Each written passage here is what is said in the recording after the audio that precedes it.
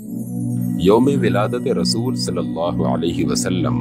मौलाना सैयद अबुल आला मौदूदी रहमहुल्लाह यौम विलादत नबी सल्लल्लाहु अलैहि वसल्लम को ना तो बिदअत करार देते थे और ना इसे कोई मायूब सरगर्मी समझते थे। वो इसको एक जायज दीनी सरगर्मी और एक तारीखी दिन मानते थे। चुनाचे 12 रबीउल अव्वल के दिन को गैर मामूली तौर पर अहम करार देते हुए लिखते हैं, आज का दिन दुनिया के लिए एक बड़ी बरकत का दिन है, क्योंकि यही तारीख थी जिसमें सारी दुनिया के रहनुमा हजरत मोहम्मद सल्लल्लाहु अलैहि वसल्लम दुनिया में तशरीफ लाए। अगरचे शरीयत में हुजूर सल्लल्लाहु अलैहि वसल्लम के यौम पैदाइश को ईद करार नहीं दिया गया है और न इसके लिए किसी किस्म के मरासिम मुकर्रर किए गए हैं, लेकिन अगर मुसलमान ये समझकर कि ये खुदा के सबसे बड़े नबी और दुनिया के सबसे बड़े हादी की पैदाइश का दिन है और ये वो दिन है जिसमें इंसान के लिए खुदा की सबसे बड़ी नेमत ज़हूर में आई, इसको ईद की तरह समझे तो कुछ बेजा नहीं है। अलबत्ता इस ईद के मनाने की ये सूरत नहीं कि खूब खाओ पियो, चरागा करो, जुलूस और झंडे निकालो और महज अपनी दिल्लगी के लिए फजूल नुमाइशी काम करने लगो। ऐसा करोगे तो तुम में और जाहिल कौमों में कोई फर्क न रहेगा।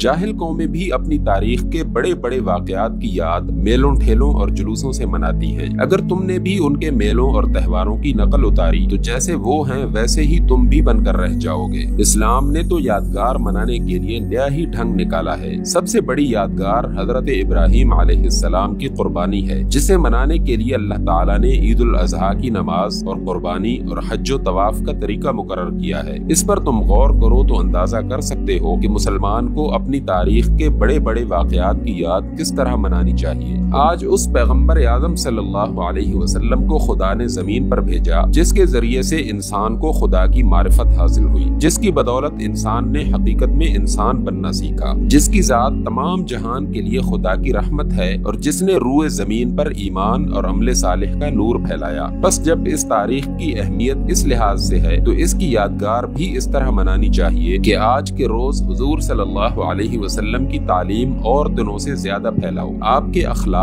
और आपकी हिदायत से सबक हासिल करो और कम अज कम आपकी तालीम का इतना चर्चा तो करो कि साल भर तक उसका असर बाकी रहे। इस तरह यादगार मनाओगे तो हकीकत में ये साबित होगा कि तुम यौम मिलादुन नबी सल्लल्लाहु अलैहि वसल्लम को सच्चे दिल से ईद समझते हो, और अगर सिर्फ खा पी कर और दिल लगियां ही करके रह गए तो ये मुसलमानों की सी ईद ना होगी बल्कि जाहिलों की सी ईद होगी जिसकी कोई वक़्त नहीं। तर्जुमानुल कुरान में मौलाना सैयद अबुल आला मौदूदी से एक सवाल पूछा गया। मौलाना मौदूदी ने उस पर बहुत ही मुतदिल रहनुमाई पेश की। सवाल: आपकी राय में क्या मौलूद शरीफ पढ़ना जायज है और क्या उसमें ताजीमन खड़ा होना भी जायज है? जवाब: मौलूद शरीफ जिस चीज का नाम है, दरअसल इससे मुराद जिक्र रसूल सल्लल्लाहु अलैहि वसल्लम और सीरत रसूल अलैहिस्सलातु वस्सलाम का बयान है। इसके जायज ही नहीं, कारे सवाब होने में भी किसी कलाम की गुंजाइश नहीं है। अलबत्ता इसमें गलत और मौजू रिवायात बयान करना दुरुस्त नहीं, और मौलूद की महफिलों पर अगर एतराज हो सकता है तो इसी पहलू से हो सकता है। रहा सलाम के लिए ताजीमन खड़ा होना, तो ना ये फर्ज वाजिब है कि हर आदमी को इस पर मजबूर किया जाए और ना खड़े होने वाले को मलामत की जाए, ना ये हराम है कि जो ऐसा करता है उसको मलामत की जाए। कोई शख्स अगर अकीदत की बिना पर खड़ा हो तो कोई मुज़ायका नहीं, लेकिन इसके लाजिम और जरूरी ना होने का सबूत तो हम हर रोज 5 वक्ता नमाज में देते हैं। तशहुद में अस्सलामु अलैका अय्युहन नबिय्यु व रहमतुल्लाहि व बरकातुहू खड़े होकर आखिर कौन साहिब पढ़ा करते हैं? सब इसको बैठकर ही पढ़ते हैं, और ये तशहुद खुद रसूलुल्लाह सल्लल्लाहु अलैहि वसल्लम का सिखाया हुआ है। इसलिए जो लोग इसके जरूरी होने पर जोर देते हैं उनको भी अपने मुबालगे से बाज आ जाना चाहिए, क्योंकि शरीयत में इसके लजूम का कोई सबूत नहीं।